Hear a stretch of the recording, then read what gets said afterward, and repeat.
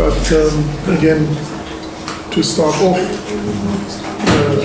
summarize quickly what your research area is and why you thought that was something worth exploring.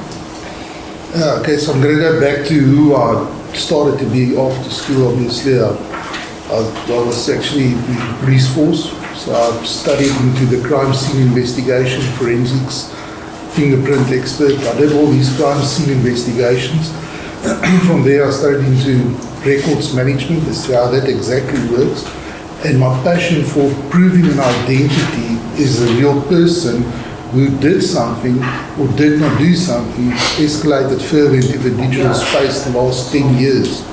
Ever since everybody started with this fingerprint biometrics and digital fingerprint biometrics. So it evolved from where it started into where it is now in studies, global studies, into understanding exactly what is happening, why it's happening in the identity space, and then obviously, as I mentioned earlier, the threats that there is are going as probably off the track and disregarding the human being. So that's, for me, identities is very, very special. I'm busy with research of another company to prove that DNA sequence, your fingerprint is just a replication on the external part, on the internal part of the DNA sequence. But your fingerprints is linked to your DNA 100%. So that's another part. And then it's something that I want to prove, but I can't prove it now. It's only going to happen in 100 or more years. Is that no fingerprint actually does come up twice in the span of the Earth. So it's very unique, that sector. So I believe that can only happen with the database that we started and getting all of the information over, I think, about 500, 600, 700 years, and then say, okay, that's given us enough information, there's not another fingerprint that's exactly the same as the one that was collected in this year. So what's your research question? My research question is, how do people miss the potential problems that synthetic identities can do to everybody in the institution? Okay. So here's the first question while the others warm up. How did fingerprints evolve? Well, that's the thing. People think it evolved, or that it's actually only visible when you are born, and that it was formed in the womb. And that's incorrect. It's one of the first things that's developed of a fetus. And that's already placing an identity on that fetus. I think it's about 15 weeks it's already there. So you can already start to see the ridges. Initially, years ago, they thought it was the way that the body of the fetus was moved around in the woman, that it created these creases, these ridges and stuff on the fingerprints and on the other ridges on the hands and the. But no, it's got to go back, and nobody has given the real thing as to say, this is where it started, this is how it happens. And that's where the DNA with the fingerprint linkage becomes really, really interesting. Interesting. So let's have a conversation. I think Dawid has got rich expertise in identity crisis, did you say, or identity management, or forensic identity. Forensic identity management. And in fact has built a business around it. So let's tap into his thinking. I'm curious to know, how do you deal with the perception that identity is something to do with the unknown? And almost like we've seen in the religious transition of traditions over time, our identity was almost assigned to something, sacrosanct, and almost to the negative. How does that play off? Because we can now talk about identity. I just told the colleagues the other day, I met a guy from Sweden who had a chip here in his hand, and he said, well, I just quickly want to open my garage door. We were at a conference in Barcelona, and he just, it was just beeping, and he just pressed something or said something, I don't know, but he opened his garage door in Sweden. So, and people formed and so on, I've got that. So identity is sacrosanct, you can't touch it, and now we're just touching it. Yeah, I think that the reality regarding that is that people believe that it's going to be the mark of the beast if we're going into that 666. And obviously I've looked into that quite a lot of times in different spaces. When you're looking at the chip in the handle and the forehead, what they're talking about, you've got two very unique features, and we discussed it, fingerprints and iris. Why do you need a chip? You can already manipulate or not manipulate, utilize that as an identity part. So you were actually born with it, it's there.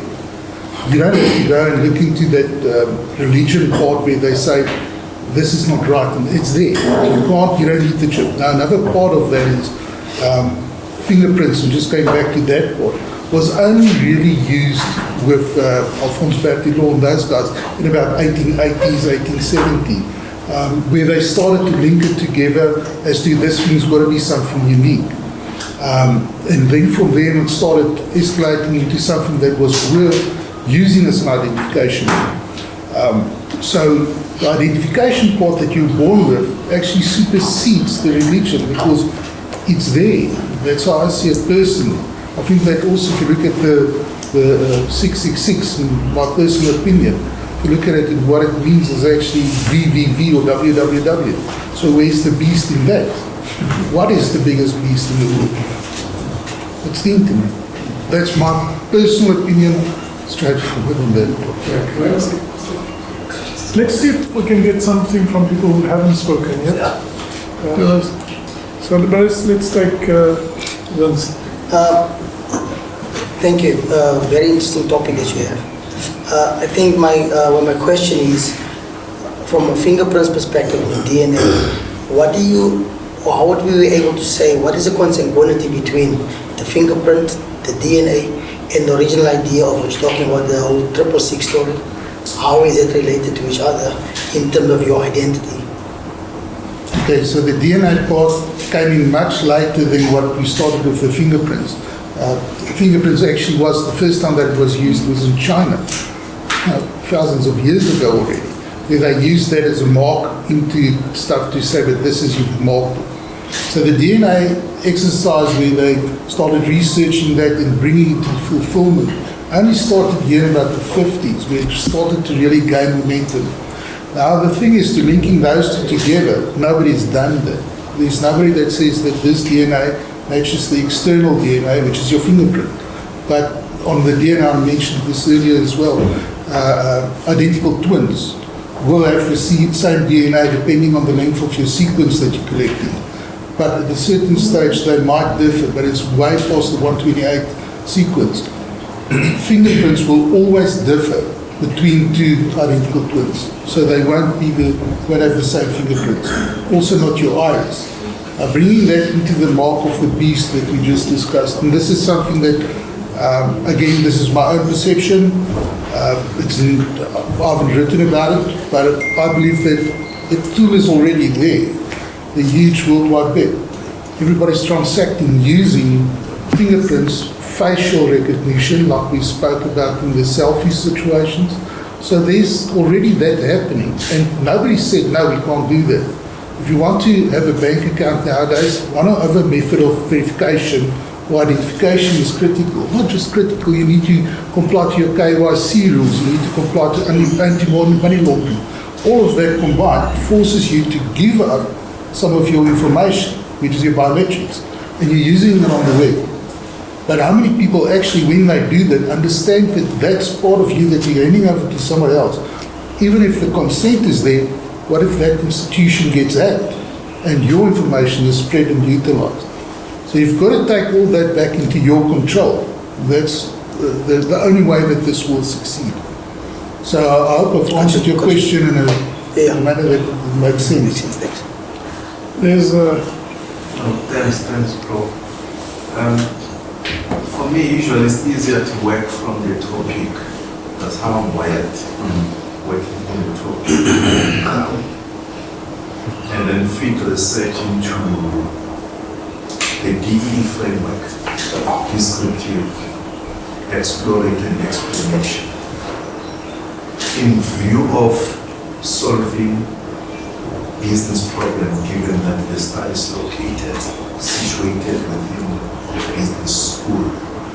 So what is it that we are solving? Are we trying to, what business solutions are we co-creating with the study, or we aim to co-create, whether it's explorative, explanatory or descriptive? Because I can't see the topic, very difficult to visualize, to say, where are we going in terms of the paradigm, down to the solution, down to the return on investment, just Maybe just in defense of Dawid, he's not presenting the same way that Natasha did to defend her research. He's sharing his experience and specialist knowledge in a particular area with us. We can turn it into a purpose that suits us, to enrich our thinking, to learn about the aspect. So it can serve whatever purpose you want it to serve. It's an important piece of information. So, Fancy has a comment or question? Thank you, David. Earlier you mentioned that synthetic identities are becoming more prominent and that AI can't police it. In your view, who's supposed to police this? That's a good question, because the people are starting to trust on AI so much. If AI creates a synthetic identity, and as I explained, it can. So AI creates a synthetic identity to be utilized however they want to. AI can self-utilize it. Who's going to police that? The AI won't say that's something that I created. That's not going to happen. So the companies that's using these institutions that provide IDV, identity verification solutions, need to make sure that they are doing it correctly. And the problem is they're not doing it correctly, so they can't police it. So it's not about policing the AI generated stuff now. It's about going back to the roots of the human being. Because now we're playing around and everyone's got a digital identity. Many. And it's even in source, I can believe there's a lot of friction and problems there. So you've got to go to a certain stage and say, wait, stop. Instead of allowing AI to create that, how do we prevent that? Do we take it back a step and say, listen here, everybody needs to get very onboarded onto a system that can be used globally or Africa, wherever. And only then you'll be able to police it, because you're going to prevent it and you're going to nullify it. And that's where you want to be. Synthetic identities is a real concern. It's a major concern globally. Yeah, I mean, I think and where I think you and I are aligned is that any derivative that takes you away from the physical manifestation of the human being has a risk of duplication, has a risk of becoming fake, has a risk of being abused, being hacked. So the closer you can come to the physical manifestation, the higher level of assurance you have. That, I mean, the reason why you're carrying an ID book is somehow to prove that you are who you say you are. But if there was another way, if simplistically, if every country in the world had a way of measuring my biometrics, I don't need to carry an ID book digitally or otherwise, because I would be there. I would be the first, I'd be the N-1 derivative of who Kieswetter is. And so I think the point you're making is that the ultimate verification is you, not any derivative, whether physical or digital, of you can ever replace the level of authenticity that you can. So the only question then is, how can that be transmitted around the world? And that's where it gets to a global standard that must be adopted, that cannot be hacked, that cannot be replaced. So I think, where we are going, even international tax organizations, is to say that ultimately we have to merge and converge into a universal taxpayer identity, because as a South African registered taxpayer, I can have a presence economically in England, in America, by a bank account that I have, or by a passport that I have, or by a hospital record that I have. So I can exist in multiple, even though I kind of have residence here. So it is an interesting thing, but I think the principal point you're making is that the closer you come to the biometric authentication, the better. What is an interesting question for me is what else about us? At the moment we know that the best is your eye signature, followed by your fingerprint, your voice to some extent. But it would be interesting as we develop what else will emerge as biometric evidence of our identity. On the biometric part, and this is also part of what I've studied quite in depth, you've got the level that you mentioned, the three of them. It's actually fingerprints, then your iris. Voice, because while we're talking here, it's being captured on your device. Every device here is capturing you. So your voice can be used so easily to defraud you or something. So voice is most probably for me the worst biometric that there is to use. After that, face. Face is something that you've got on Facebook, you've got it on LinkedIn, you've got it everywhere. Everybody can pull your face and utilize it. And that is why you've got to go to the human being, and that's the important part. Stuff that has worked for many, many years. And that's where I'll say fingerprints. Iris, I think, is actually a much better verification tool because if you think about it, you're working with cement or you're working in a mine. Your fingers shave off and you lose the epidermis. It doesn't change the fingerprint because you've got the epidermis and it goes down. Your fingerprints are formed in your dermis, and you've got the different layers above it. So if it shaves off or it's damaged, it degrades, it's fine. Your eye remains. But this is why it does become such a great tool, because this is the one thing you always protect. Rain, close your eyes. Dust, close your eyes. Verification is most probably the most accurate and the quickest with the electronic devices. That ink on paper with fingerprints can't beat that. So yeah. I'm not sure I understand, but Thank you very much. David, I want to add a question, and we kind of landed with this question or this conversation in the masterclass, so perhaps just 2 steps of context, but you ended with the development specifically based on Web 4.0. I'm not sure if everybody is familiar with that. That is object-based, and in my understanding, that is a methodology of understanding the web that is not hackable, compared to most protocols, because we've got all of these technologies now available still based on Web 3.0, ledger-based, blockchain-based, which is hackable. How do we see the transition into the future towards a Web 4.0-based engagement compared to the previous ways of engaging, not being able to hack, deepfake, or, falsify any of these biometric things? No, so the Web 4 is different in the way that it's not built on protocols like with Web 2 and 3. And that's all protocol based, and it's typical with anything that's built up that it can have huge problems. So the Web 4 is based on object level. So the protection starts at the object, and if I'll use a fingerprint as an object, that's where it stops. That fingerprint is there, it's protected, cybersecurity, it encompasses all that.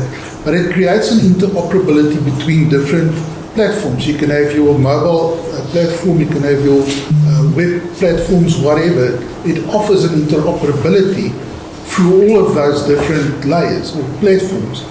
It goes right to the core of the software that's in an institution. So you've got all your core software that you utilize, like for a bank, a lot of different types of software that you use. It brings it together that you can use it, utilize that, and create microservices out of it. Microservices, obviously, all your business decisions and all that type of things, or your business operations, that you can then make into microservices, which obviously can become fruitful. To take it a step further with the whole protection layer, it's not penetrable because the object is stored inside the web and it remains there. You can't change it. hacking of the blockchain, well, that's something that one of my colleagues can talk about because he's actually done that. He's hacked into the blockchain, he worked on the cryptos, but it's more their specific field. One is into the identity, bring it into the Web4. And the Web4 is the way that we, for instance, we created the metaverse for the Neon project. So the Neon project is the line, one of that. It's a 175 kilometer place where people will live. It's 500 meters high, 200 meters wide. That they needed for this is a total new metaverse, digital twinning and all of that. So you need to have the physical human being, create a digital twin from them, and you must link them together. But when you look inside the metaverse into the line, you must see where that person can move around and they can actually buy stuff. Not you can buy a unit, for instance. You can go look inside the unit and all that. So that's the metaverse that everybody is talking about. But the metaverse, what people think is something that's just written on a code or created. It's not that. It's something that's real replication of something real. And that's where digital twinning comes into play. If you're doing it in the digital world, it must reflect in the physical world 100%. So that's something with the word of the Web4 that we created. We were able to do that. Smart cities, all of that we can do on that. That's apart from what we do, but that's the reality. You can't build an identity system on a broken, not functional Web 2 or 3. And that's where all the hacking is happening. Other comments, questions? Yes, sir. This question of who are you is going to isolate one person so that he cannot be somebody else or he's not somebody else. So I believe what we're trying to do from this identity perspective is to create some kind of, whatever you're going to put that to, at any point in time, it will distinguish me from you or from another person in subset.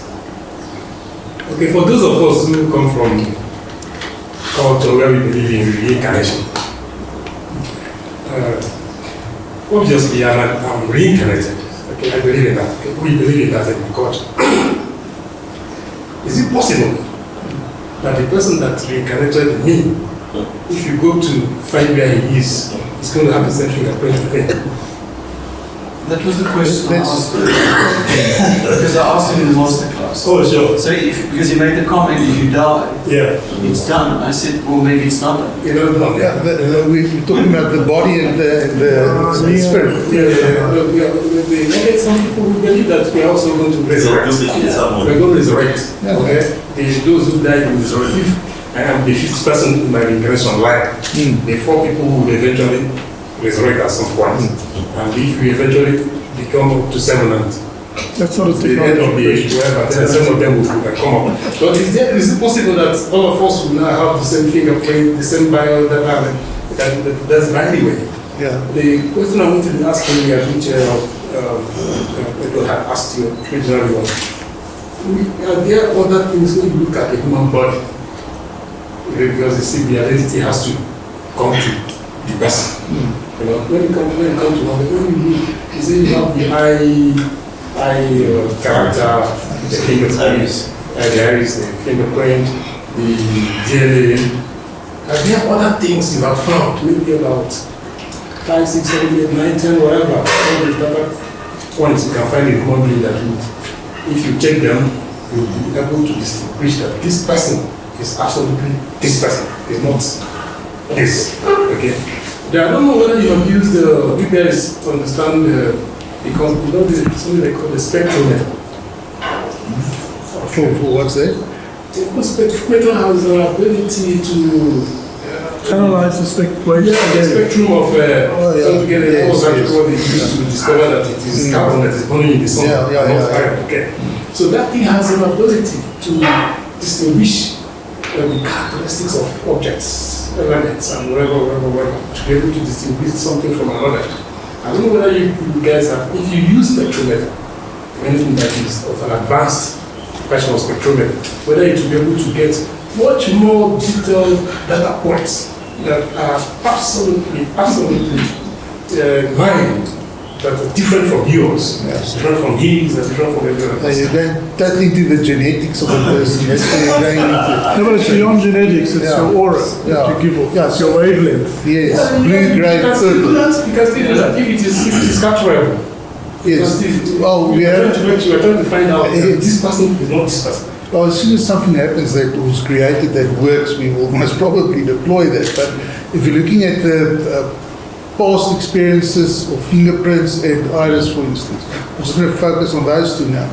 No two fingerprints is the same. And that is, I've seen most probably, what, 40, 50 million fingerprints in a short space. But it's grown more than that. Most probably now to 400, 200 million fingerprints. Never found the same one twice. Okay. So that's just an idea of that. That's why I discussed that my goal on Earth, that's my point, is to prove that no two fingerprints ever comes again that's the same.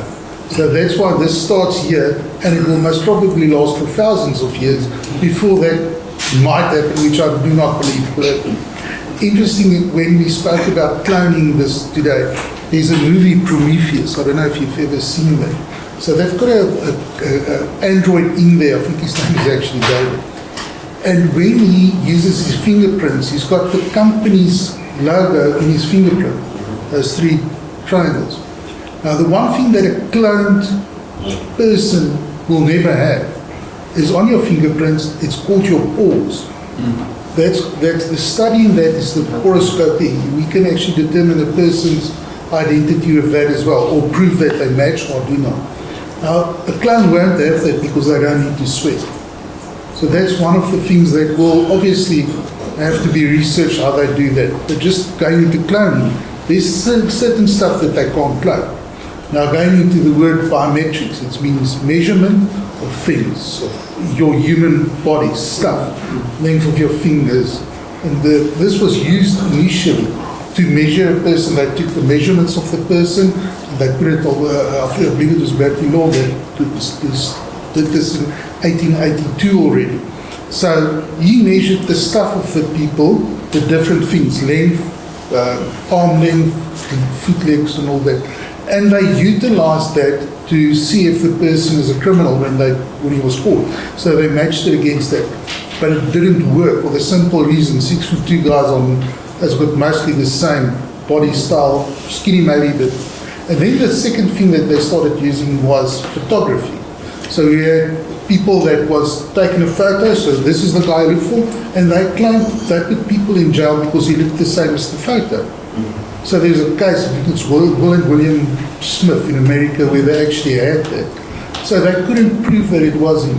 But the fingerprints that they used could determine that, and that's why it started to move forward. Now, South Africa was one of the very first countries in the world to deploy that into the police force, our fingerprints. So we had Sir Edward Henry that came here, and he set up the first fingerprint station after he did it in India. So India was just a bit ahead of us, even before America used it. So that's a bit of history that. Not information, but it sees that it shows that South Africa is not far behind. We're actually way ahead. And I think if you're looking at the FBI, that's the golden standard, but they're failing a lot of times. So yeah, but if something like that does appear, trust me, we'll work with them.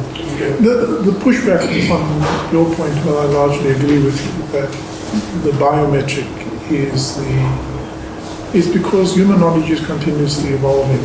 And I think at the exponential disruptive rate of half-life of knowledge, we will over time discover other unique features and identities. But at the moment, I agree with you, the fingerprint and the eye would be the best. To your point, in reincarnation, if I can drift on that slippery slope for a moment, I would hold the view that if you answer the question who you are, it is not your physical manifestation, it's your consciousness.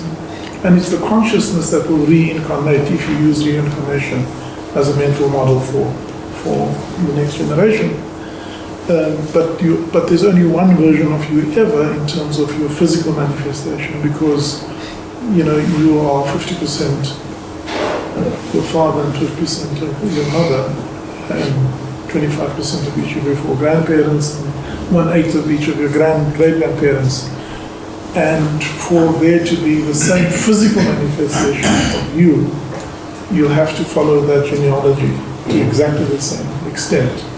And then you bust the whole theory of reincarnation, because reincarnation is not about the physical manifestation as much as it is the life energy or the life force. We can regress back to Adam.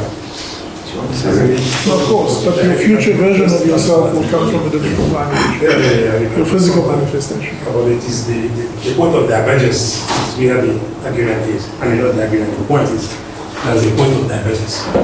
Sure, but by natural selection we've evolved and over time become different manifestations. But I just have a question. Sorry, thank you. So in terms of technology,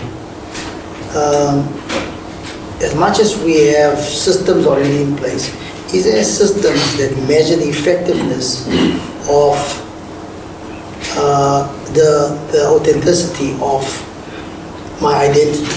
Because as much as we're talking about biometrics, those are tools to measure, or not so much to measure, but to identify.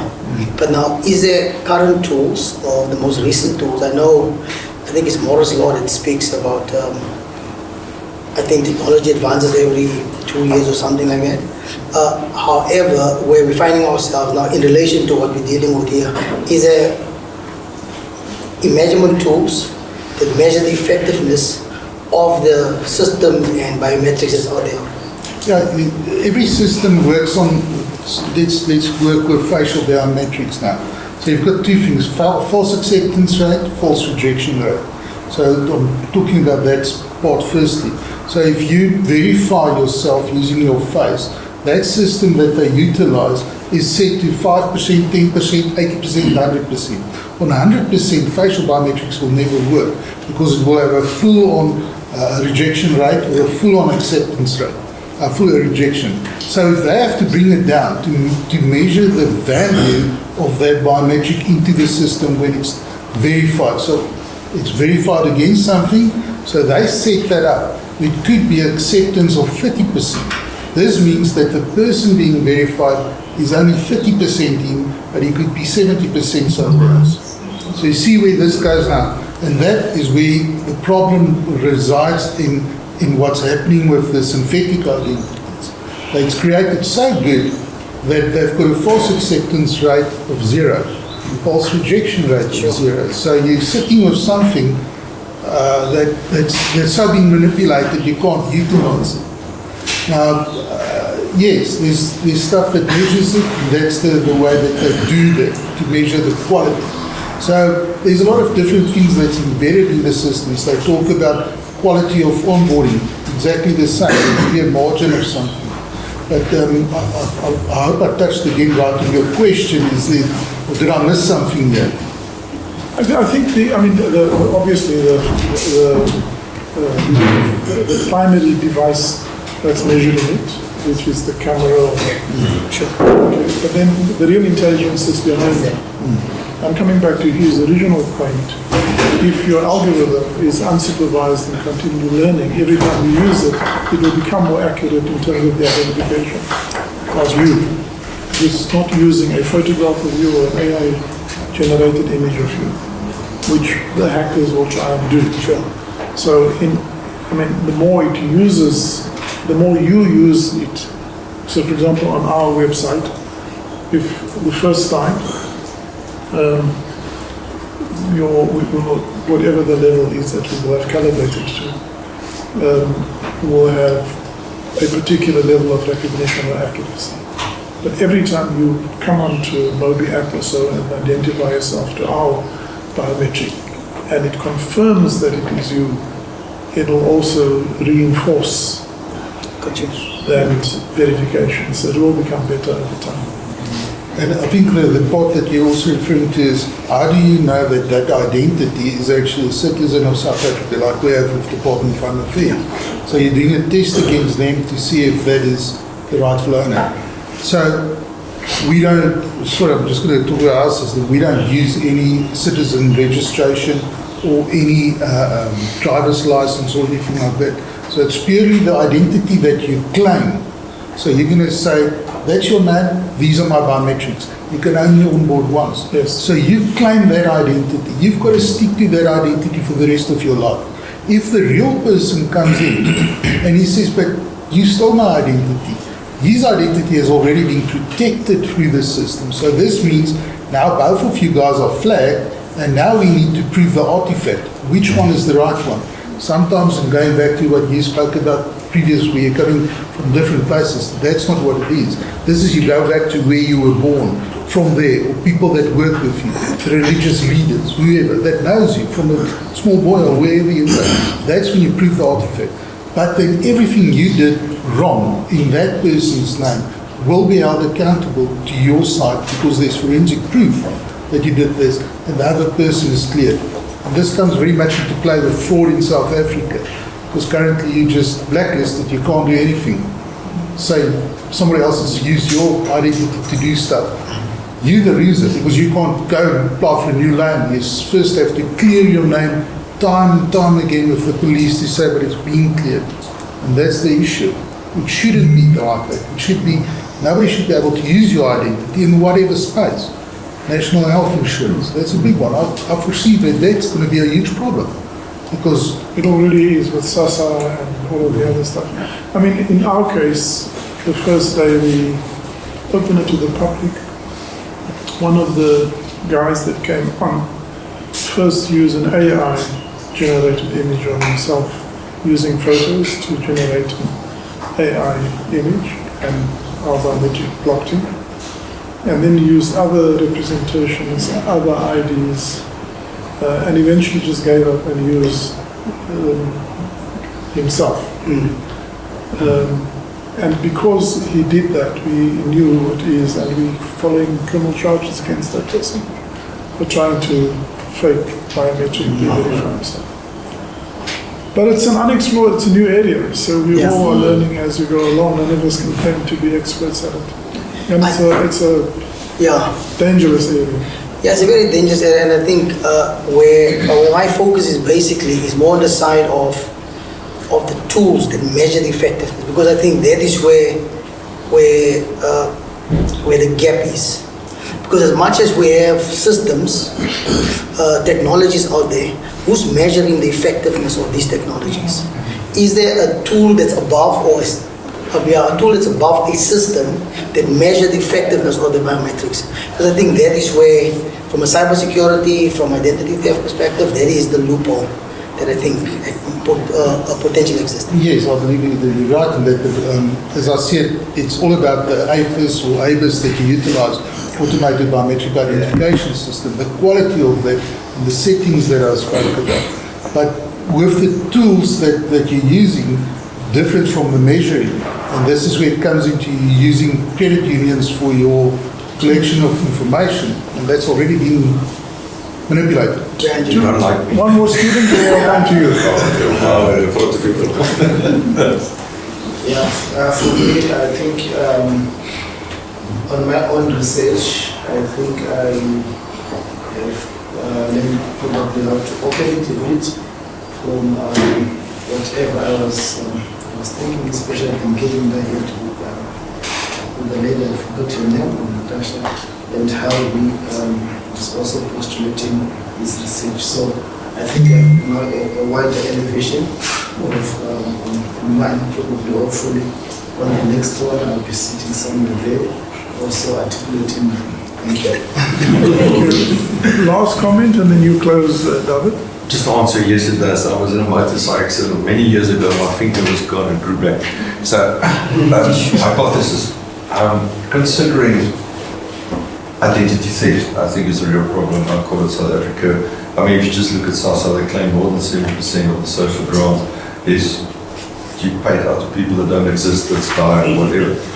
Serious, that's actually a project there. And another one is obviously trying to resolve crimes. Isn't the real problem actually where we sit today, and we can talk Web 3.0, 4.0, where we're moving away from ones and zeros to digital IDs?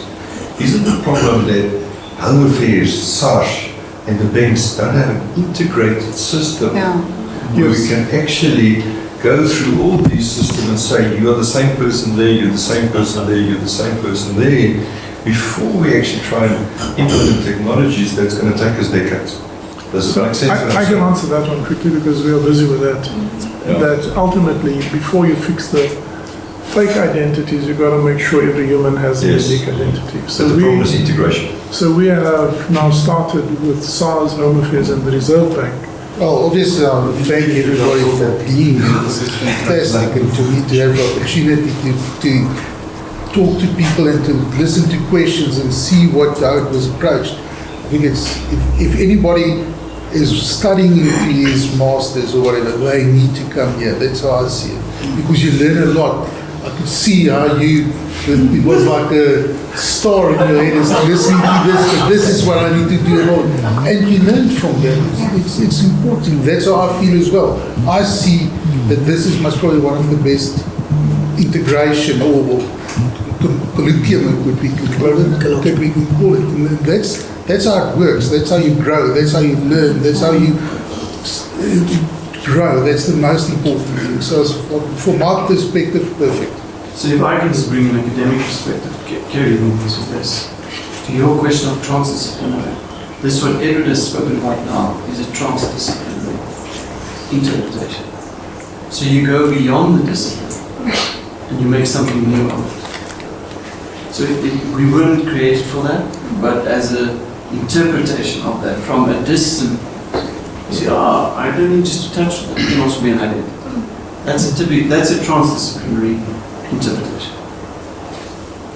And we want our PhD students to take a distant view of reality and see, but what's the new combination that you could see that he can't see? So, thank you very much. I leave you in the 2 minutes I've left with a thought. Okay, we are busy with not just transformation, but transdisciplinary transformation.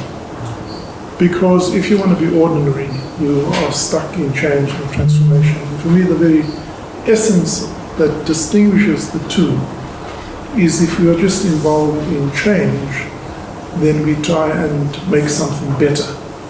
If we are involved in transformation, we try and make a better something. And I think that's what our academic study is, not just to make something better, but to make a better something. Thank you for spending the hours with us.